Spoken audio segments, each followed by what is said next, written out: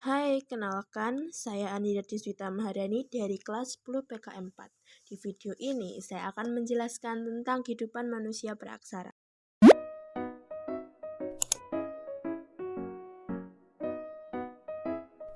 Pertama, kita akan mempelajari pengertian dari masa praksara. Masa praksara adalah zaman manusia belum mengenal tulisan. Masa praksara dimulai sejak manusia ada di muka bumi sampai dengan saat manusia mengenal tulisan. Selanjutnya, kita akan membahas pembabakan zaman praksara. Pertama, berdasarkan arkeologi. Berdasarkan arkeologi, zaman praksara dibagi menjadi 4.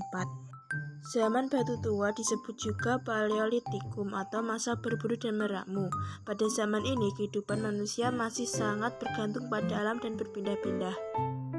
Zaman batu tengah disebut juga Mesolitikum atau masa berburu dan meramu tingkat lanjutan. Pada zaman ini, manusia hidup di gua-gua dan masih berpindah-pindah. Zaman batu baru disebut juga Neolitikum atau masa bercocok tanam. Pada zaman ini, manusia mulai mengenal bercocok tanam dengan cara berladang. Zaman logam disebut juga masa perunggu dan besi atau masa perundagaian. Pada zaman ini, manusia telah menetap dan mulai mengenal pembagian kerja berdasarkan keahlian tertentu. Kedua, berdasarkan geologi. Berdasarkan geologi, zaman praksara dibagi menjadi 4.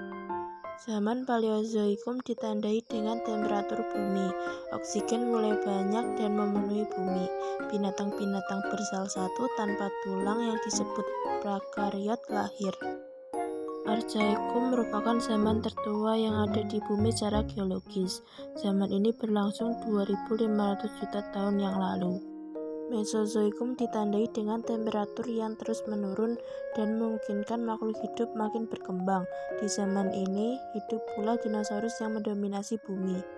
Neozoikum artinya zaman kehidupan baru, berlangsung sejak kira-kira 60 juta tahun yang lalu. Sekian dari saya, terima kasih dan sampai jumpa.